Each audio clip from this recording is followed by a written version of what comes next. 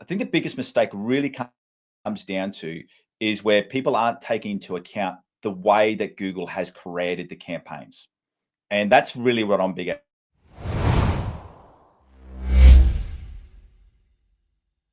Here I have Aaron. If you don't know Aaron, then you have not been on YouTube because he's been across the board when it comes to Google Ads. He's been someone that I like to go to kind of revisit and make sure that I'm not messing up the fundamentals when I just go crazy on the tests. So Yeah. really happy to have you on here.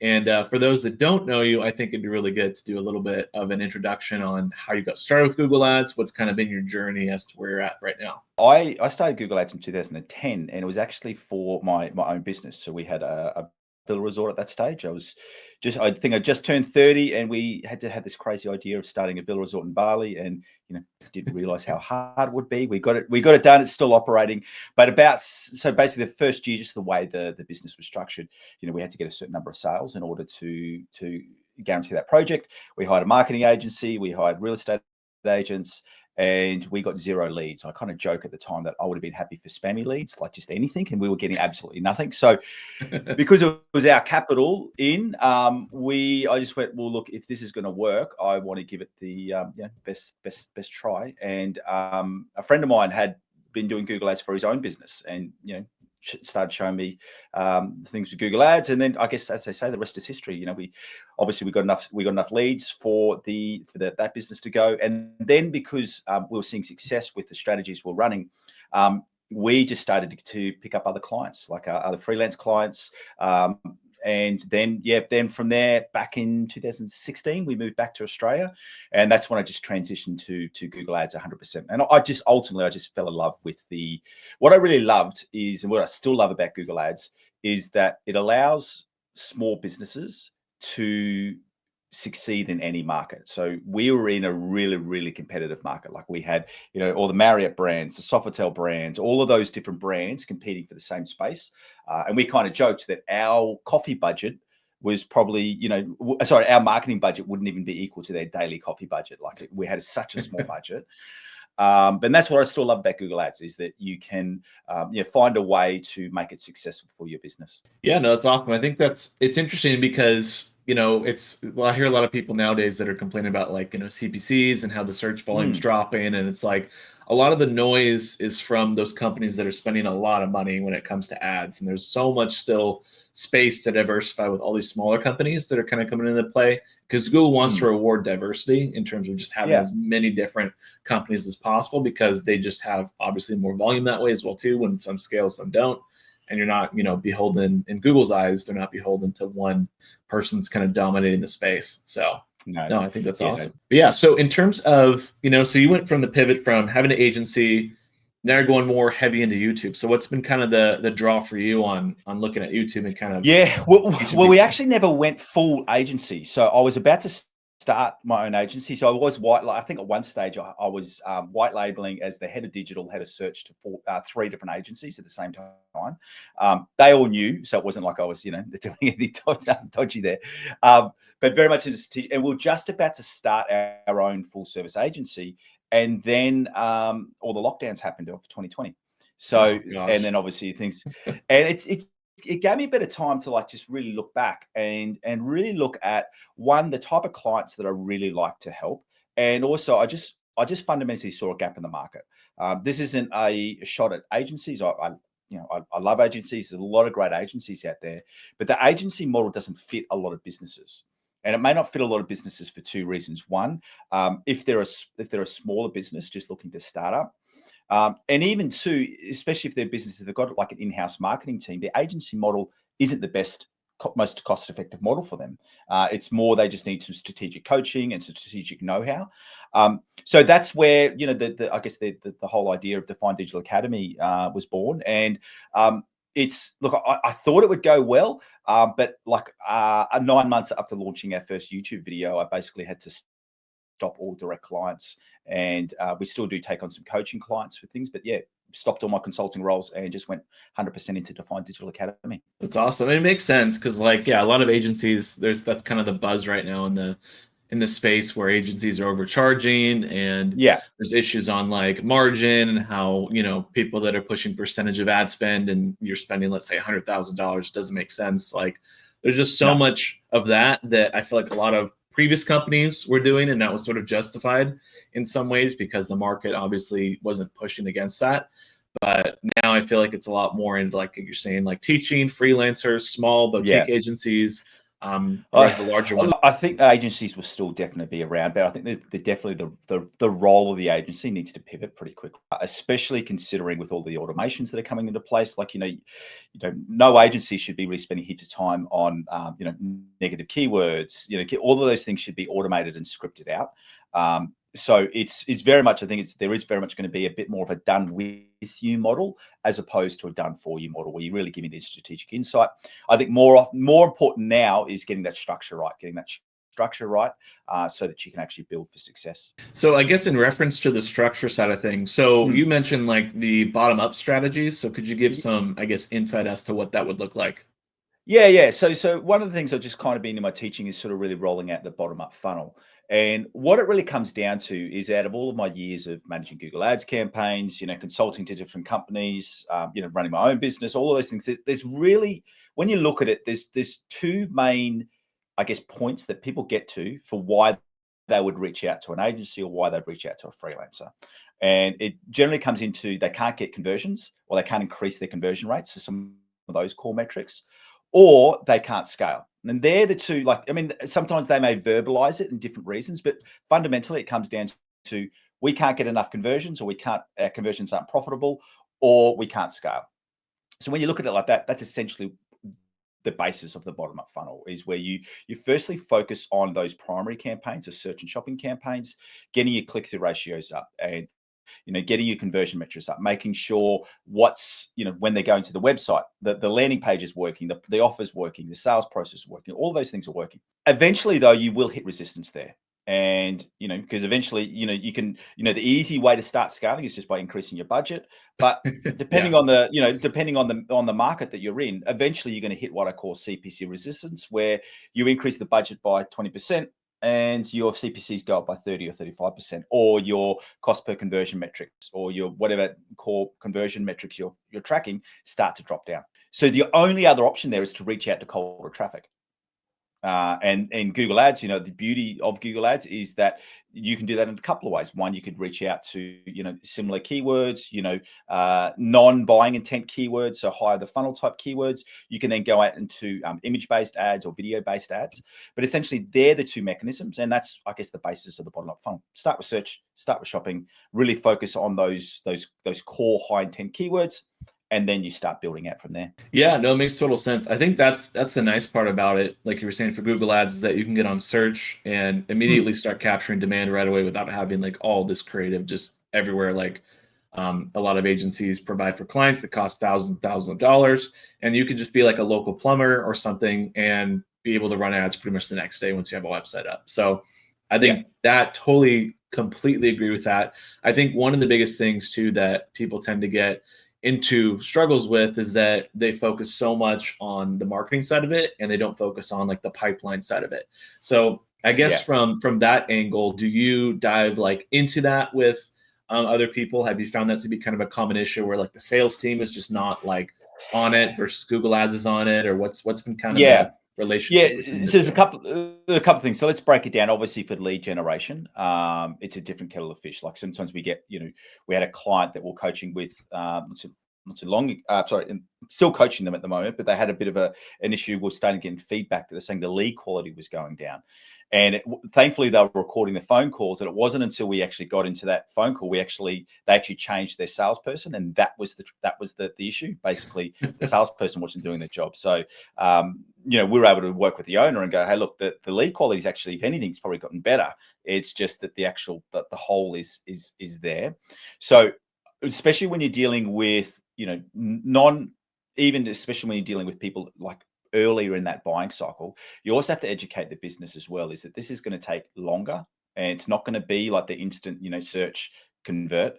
So it's really just making sure that you're really dialing in with the metrics with them, really communicating to them the processes that we're seeing and what we're starting to see pick up inside of the business. Gotcha. No, that makes sense. So would you say that's probably like one of the number one issues, or I guess a top issue when it comes to like people implementing your strategy? Is it typically like they do it right in Google and then they don't do it right on the back end, or what's kind of the typical Yeah, issue so people run into?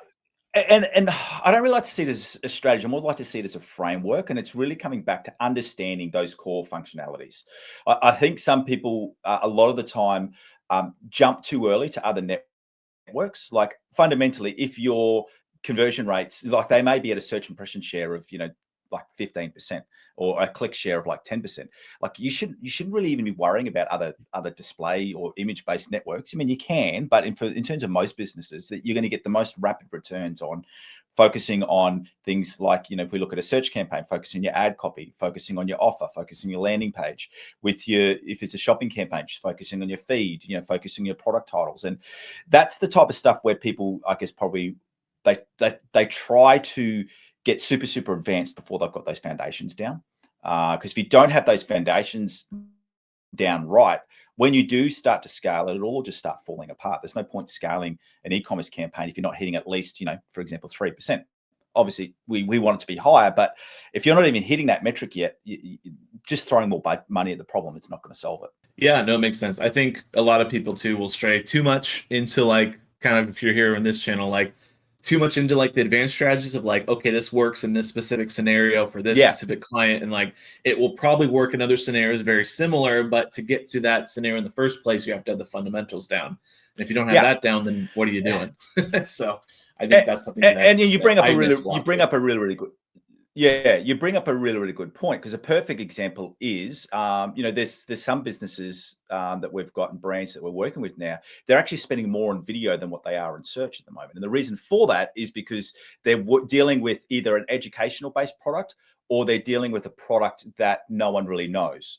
So they're having to first, like they're kind of setting it in reverse, where they're kind of communicating the benefits, communicating what's happening, and then they're setting up their search campaigns as a bit of a catching the traffic coming through. So yeah, that's why I say it's definitely a framework, not a strategy, because you've got to take into account the individual business. And one of the biggest things that I always kind of let people know is if success with Google Ads, you actually need two knowledge bases. You need to know not only how Google Ads works, but you also need to know how the business works and what are the drivers of the business, and what really makes that revenue or the bottom line profit tick over for the business. And then you work out the strategy that works from there. Yeah, I mean that's pretty much how John and I were figuring out, cold versus warm traffic, and how certain areas are bottlenecking versus others, especially with Performance Max. That's kind of the hot topic. I feel like mainstream now, where it's like, well, maybe Performance Max isn't always the best to run in an account, even though everyone's pushing it, kind of thing. So it's interesting to see, because I think it's becoming more and more popular now, where people are starting to look at like their back end numbers more frequently. And it's not just like the large businesses that are focused on that, but actually like small mom and pop shops, which should be really looking at that. But also, they're being more educated on how marketing's impacting that from a backline or a top line perspective. Yeah, you bring up a really interesting point with Performance Max there, and I've seen some extreme cases. And I want to give full. I don't manage these campaigns. We're just coming to the point of where we're just starting to work with them and starting to do a bit of an audit on how we can sort of fix the problem. But an extreme case of an e-commerce brand that they've got 11 different Performance Max campaigns. And they've scaled up. They've scaled spend to over $700,000 a month. And they haven't been able to break free of a ROAS. They're basically, so what's happened now, the business is actually in a real, I guess, stress, because the owner that we're talking to is really stressed, because he goes, when he was spending 100,000 on Google Ads, and the ROAS was sitting in that 250 to 350, it was okay. But now that it's up at like 700,000, he's really stressed, because one bad month can take that business out. So it's really looking at the Performance Max. You can't. There is sometimes a bit of a fallacy that if you give Google enough money, it works out the problem.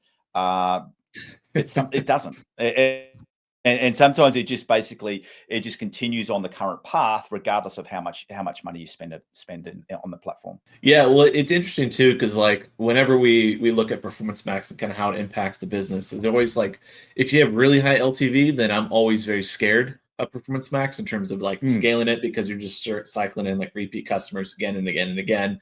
But for businesses that just have like only Performance Max and like not high LTV, and they're not doing like any other channels like Facebook or TikTok, or even YouTube would somewhat be considered a different channel, then Performance Max typically can scale pretty well. But it kind of bottlenecks yourself when it just gets into that repeat purchaser cycle again and again. Yeah, I think the main thing I really want to talk, I let people know, is when you're using Performance Max, and you should really be doing this for any campaign, is really sit back and go, what's the difference of this campaign, and why have I added this campaign?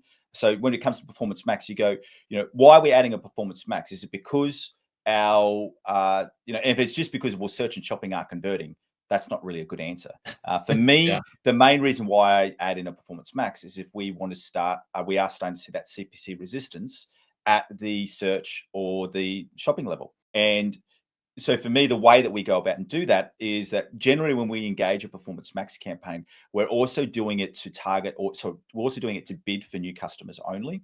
And then we're also making sure that if we're running our search campaigns, that we've already got a really, really good built out list of exact match keywords. So that then covers us, and obviously we're excluding brand on the search network as well, but that covers us in a couple of ways. One, by bidding on new customers only, we're already pushing it very much more for new customer acquisition. Two, by building out our exact match keywords, the way that the keyword prioritization works is that if we've got a really good solid list of these are the keywords that we know convert, we know that when someone is completing a search, that's really that high intent search. We want to own that in our search campaigns. We want Performance Max to do what it was created to do, and that's to find similar and related keywords, keyword themes, and audiences that Google thinks it will convert. So we know when we get this right. So we've got a Performance Max campaign running at the moment where the structure, we've been building it out over the last 12 months coming up to now, where the Performance Max only converts at about 2 to 3%, but our shopping campaign converts at 12%, between 10 to 12%. And the shopping campaign spends less, but actually converts more. And it's the way that we're wanting to do is we're wanting Google Ads to go out. So we want Performance Max to go out and find newer customer that's potentially a little bit cheaper, but when they're doing that high intent search, we want that to be triggered in search and shopping. Interesting. That's it's funny because that's literally polar opposite of the feeder strategy that we're doing. That's kind of funny. So you're finding that Performance Max focused on new customers is driving more new sales when it comes to the overall business, and then that's like Performance Max is essentially no. Okay. Performance Max is finding more, I guess, cheaper traffic, which we're then converting in search and shopping. So the ROAS is low. So the ROAS is lower, and even any conversion metric you want, whether you're looking at in dashboard or external, the actual ROAS and the actual spend the actual lowest ROAS and the conversion metrics are lower in the Performance Max, but the CPCs are lower. And then we're basically catching them and converting them in the search and shopping campaigns. Gotcha. Okay, so it's like feeding the other campaign. Makes sense. Exactly right. And the way, I guess this isn't the best example, and it's not the best way of explaining it, but a really, really rough way of explaining it is that what we want to be doing is coming back to that foundation of what performance was created to do. And it was created to look at what's converting in your account and find more conversions. The problem being is if you're not regularly feeding conversions into that Performance Max campaign, it can get, I don't know if you found this, but Performance Max gets stuck. Like it'll have a couple of good months and then it'll drop, and then it'll have another couple of good months and then it'll drop. And what the search and shopping campaigns at the bottom of the funnel, the high intent traffic's doing, it's continually feeding in new conversion metrics or new conversion data that it can work on and focus on. Gotcha. Yeah, it makes sense. I mean, it's going to scoop up whatever signals you give it and just go in that direction. So yeah, well, it's always one of those things where, not to go too much into Facebook, but like omni-channel, if you're pushing Facebook, Performance Max is going to latch onto that audience as much as possible and just try to find more people similar to that. And it works in a lot of cases, but it just depends on what you want to scale. Yeah, I think the biggest thing I've always sort of said too is that with my frameworks and strategy that I use, I'm big enough to know. Actually, funnily enough, we had this big conversation with John off camera, and that the whole thing of, we can have polar opposite views, but both things can be true, and both things can be, both things can be profitable, and both things can work. I think the biggest mistake really comes down to is where people aren't taking into account the way that Google has created the campaigns. And that's really what I'm big at. So as long as you understand the, I guess the pros and cons of each type of campaign in Google Ads, and you're able to enact that into a campaign structure, you're going to see success. And that'll look different for every type of business. It'll also look different to, we all have biases and things that we're looking at, the way that we like to operate. So yeah, it's, all of us, I think too, if you've run Google Ads for any amount of time, especially when you're reviewing accounts, we've all had that account that we look at and we go, this campaign structure shouldn't be working. This ad shouldn't be converting. This campaign shouldn't be converting, but it is. So I'm just going to leave it alone. And that's the, I guess that's maturity in Google Ads is not being so gung-ho on your way is the only way. It's more looking, because, even, with the strategy that the bottom up funnel that I'm using and the structure that I'm using, there's times that I've had to sway away from that because the data that I'm getting is saying, well, this isn't quite working. So I need to change this a little bit to make it work for this business. Yeah, I think a really good way that I found to look at it is essentially just looking at, like, as long as it's greater than a 50% probability of a test for it to work, try it. Yeah. And if it's not broken, then don't fix it. Don't fix it then. Because there'll be a weird structure, like you said, that's working somehow in the account. And there's a weird funnel happening. And you're like, this should not work, or this does not look like it can scale. You test it, it scales. You're like, what the heck? This is actually driving new back-end growth, like new customers. And so it's one of those things to where, if it ain't broke, don't fix it. That's the general philosophy that I like to go with too. But also be aware that sometimes you can, with those structures that we would see sometimes a little bit outdated. I'll give you a perfect example at the moment. I don't know if you've seen this. We saw at the back end of last year, a lot of high-performing display remarketing campaigns or shopping remarketing campaigns, the performance just start to tank. And when we start to see it in a couple of accounts, we then recreated them in demand gen, but for display only, so not on YouTube, not on purely. And then so it's basically the same ads, same creatives. We're also targeting the same audiences. It's just in a different campaign type, and the performance is returned. I do think and what made me think of this as well is that last year, was it late October, late November, Google made that announcement that they're removing the priority from Performance Max feed, so that shopping is in there. And we were all like, we all knew that was kind of happening, but there was no official announcement that they're given that priority. I kind of think Google's done the same thing with demand gen and display at the moment. Yeah, it was weird too, because when we first launched Performance Max, right out the gate, right when it came out, it was insanely good because no one was on it, and then now more people are adopting it. It's kind of it's changed. It's not bad, it's just different now. And so it's weird how mass adoption kind of shifts the algorithm in a direction, and then it's okay, now it's kind of teeter-tottering back and forth on, do you want to lean in demand gen now, or do you want to do standard search? How do you sort of pick, what kind of campaign structure to go off of? And I always like to look at it from the perspective of well, if everyone's on Performance Max or everyone's on demand gen, maybe we should be on it, maybe we shouldn't be on it. Maybe, the argument could be, hey, there's more data, or hey, there's too much people on it, kind of thing. So yeah. And I do Google, especially with Performance Max, they have shown a history that when they do release a new type of campaign, that if it's not getting the pickup that it needs, they will give it some, prioritization, we'll call it. Some magic fairy dust. Networks.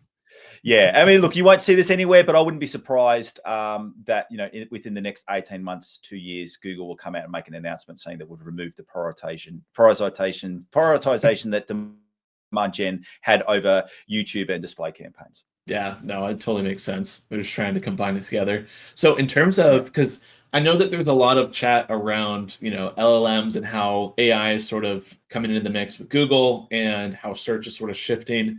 What do you kind of see as the next sort of big wave of Google's changes? Because I know iOS was sort of the last major disruptor in terms of what everyone was seeing in the marketplace. Do you think AI is going to be similar to that, or do you think it's going to be a lot smaller or bigger? Yeah, the big thing with LLMs, so let's just say ChatGPT, Perplexity, all of those things, I think the data came out last week that in terms of search intent-based searches inside of ChatGPT, the market share is actually less than DuckDuckGo. In terms of when we're talking people actually doing an intent-based search. So not to overstate what I think sometimes people were overstating the change there. I think the biggest change is going to start coming in now when more and more people start adopting their AI mode, and we start seeing ads inside of Gemini, inside of Google, and then when Bing start, obviously, the Bing and ChatGPT partnership, when they start showing ads. So once we start seeing ads inside of these, my prediction there is that we are going to see an increase in CPCs, and it purely just comes down to real estate. If when we look at like a search campaign at the moment, like a search results at the moment, you've got 4 ads at the top, 6 at the bottom. If that moves to one or two ad placements inside of a conversational search, straight away, there's even if there's no more competitors entering the market, you've got less ad positions that can only drive CPCs up. So I think the biggest change will be that businesses, even your smaller businesses, are going to have to start investing in image and video based ads. The good news is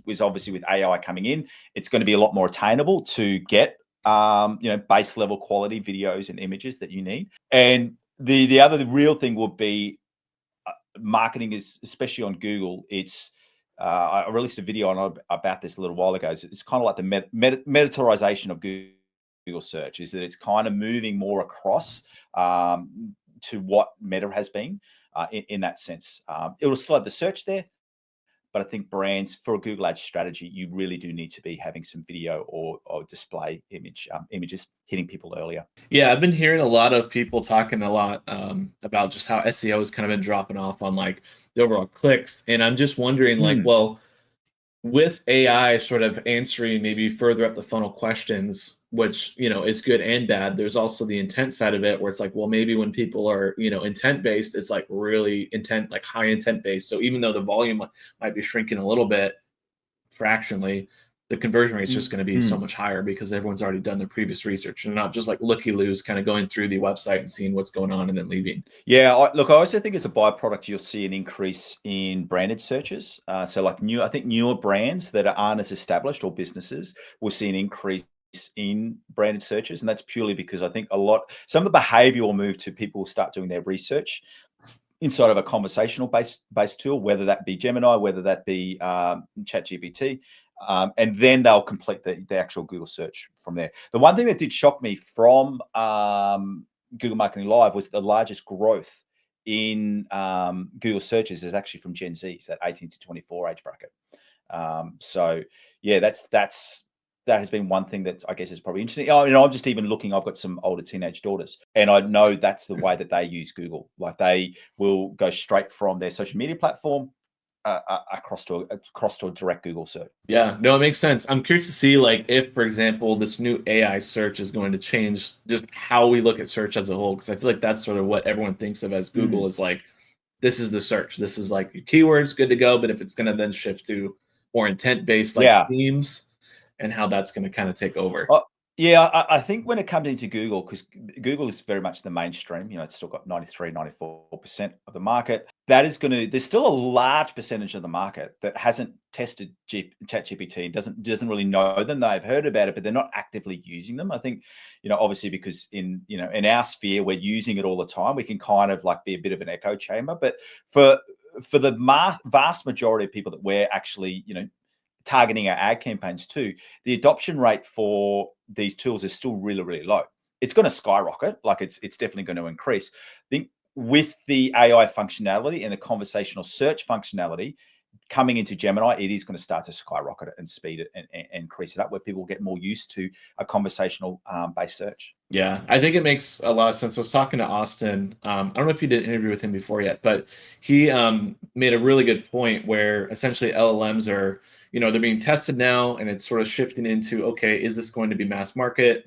Who's going to be the main one? Is it going to be Google? Is it going to be, ChatGPT? And so it kind of is forcing Google into the position of, we're not optimizing as much towards profitability. Now we're optimizing towards innovation, because we have to compete with all these other models that, it's not here yet, but when it gets here, we want to make sure that we're not a Yahoo search kind of thing. So yeah, I just had a conversation with Fred from Optimizer, and he always gives an interesting perspective because he was one of the first 500 employees of Google back in the late late 90s, early 2000s. Wow, And, you know, that's he gave a cool. really good reminder is that, you know, the whole GPT model is actually a Google product, and Google created it within DeepMind. The problem with Google's AI tools to date, and this, I'm talking about the user ones. Obviously, AI has been, you know, they've been rolling out the changes inside of search campaigns and shopping campaigns, Performance Max, for a long time now. Is that out of all of the players, they're the only ones that had something to lose, because they've got this big Google search market. So they're not going to be left behind in the technology sense. You know, if anything, they're probably the leaders, or, you know, the equal leaders in the tech, in terms of the technology. What's held them back is that they've Fred gave this example of basically they're slowly starting to unleash the lion. In the sense of they put a lot of restrict, and he gave the example of, like, only in the last couple of months has Google allowed image creation, proper image creation, because they didn't want to offend anyone. So whereas now you can't do you can't do kids, but you can do adults. And so if you're asking for, I want a, you know, create an Asian male, it'll actually create an Asian male. I want a, you know, a white male, all of those things, it will actually create that. Whereas before, it wasn't that the AI couldn't do it, it's just that they put the restrictions on there because they were so worried about you know, legal concerns, and also too, they don't want to sabotage their very big paid market at the moment. Yeah, that makes sense. That's interesting. I've never heard that. So that makes a lot of sense though, because I feel like Google, whenever I compare Google and Facebook, Facebook's always been kind of the Wild West in terms of, yep, we're throwing this into the mix and here we go. And Google's always been kind of the slow, steady mover in the background, that has been kind of nice, because clients can sort of rely on it. And it's not something that is kind of volatile whenever an algorithm changes, like last November in Facebook. It's like, oh my God, everyone's freaking out. So I definitely appreciate that about Google, but that makes total sense on why they're slowly releasing it. Yeah. Perfect.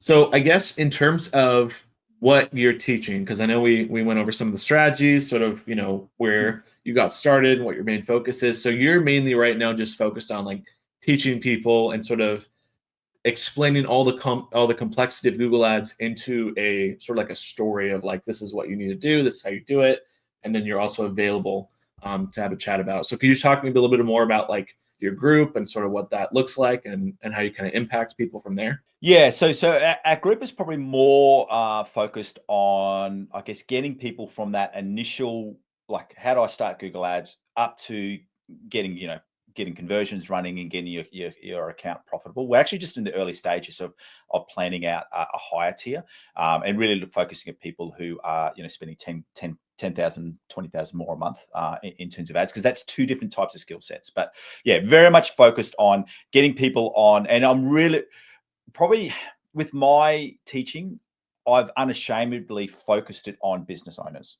Now that doesn't mean that you know, freelancers, agencies, Google reps, you know, everyone's not watching that content. But I mean, if you go back and have a look at my videos, very much the audience I'm speaking to is business owners who have come onto YouTube and they're trying to work out how to get Google to work for their business. And I guess the reason for why I'm unashamed about that, because that's the type of resources that I wish was available when I started Google Ads back in 2010. You know, I still remember you know, because the only way you learn this stuff is by looking at data. So if I can like remove some of that loop by showing them data, showing them you know, showing them the data that we're seeing, it makes, you know, and stopping them making a lot of simple mistakes. Like, everyone's still going to make mistakes and wrong turns when it comes to Google. But if I can, you know, block out 4 of those mistakes before they try the 5th thing and make a mistake on it, you know, I'm saving the money in that sense. Yeah, I was going to say, like, if I were to start Google Ads, I would have gravitated 100% towards your videos, because it's funny. I would go from like understanding like GTM from I think it was like Analyzify, I think is what it was, and I'd like go in and try to like learn from over there and go to their blog and then figure that out, and then I have to go to another channel for strategy and then another channel for like marketing, and it was just like all over the place trying to weave them all together. And so it's nice that you kind of have like, hey, this is what you're looking for, this is what you need for early stages in the business, here's how you do it right away, and it's all just packaged real nicely for you, so you don't have to go, you know, pretty much have like and it's a funny one. Like, companies. I get, you know, probably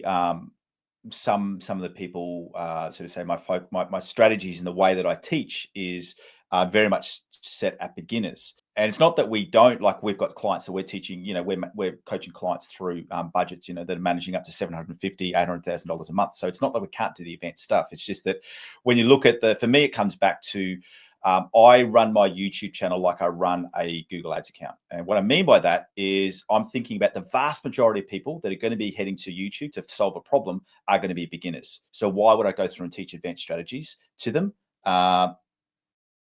I'm basically looking at the market, who's on YouTube, and I'm creating content that makes sense for them. Yeah, no, it totally makes sense. So it makes sense for me. I would have done the same thing in terms of just finding you out there. So sweet. Yeah. So I guess new marketers flock to you. That's been kind of the main thing, where it's like, have you found that other freelancers are also like in the group and they're communicating? Like, do you guys share information on like? So the group would be a breakdown of actual business owners running their own ads. We would then, and that would probably be maybe somewhere between that 40 to 60 split. I haven't got the exact stats on it. And then the other 40 to 60, so let's just call it 50-50, would be anywhere from freelancers to actually agency owners to everyone else in that group. So you've very much got people, like a split between people who are running Google Ads for their own business, and it's the only campaign they're running, probably the only campaign they'll ever run. And then there's others who are running multiple campaigns and multiple budgets. Gotcha. Well, sweet. Well, I love it. I think this is a good stopping point in terms of just understanding kind of who you are, where you come from, and then the strategies behind it. And in terms of if people want to find you, where can they go to find you? Yeah, so just look for the Silly Thumbnails on YouTube, or if you go to so it's definedigitalaCademy.com, and it's got all the information there.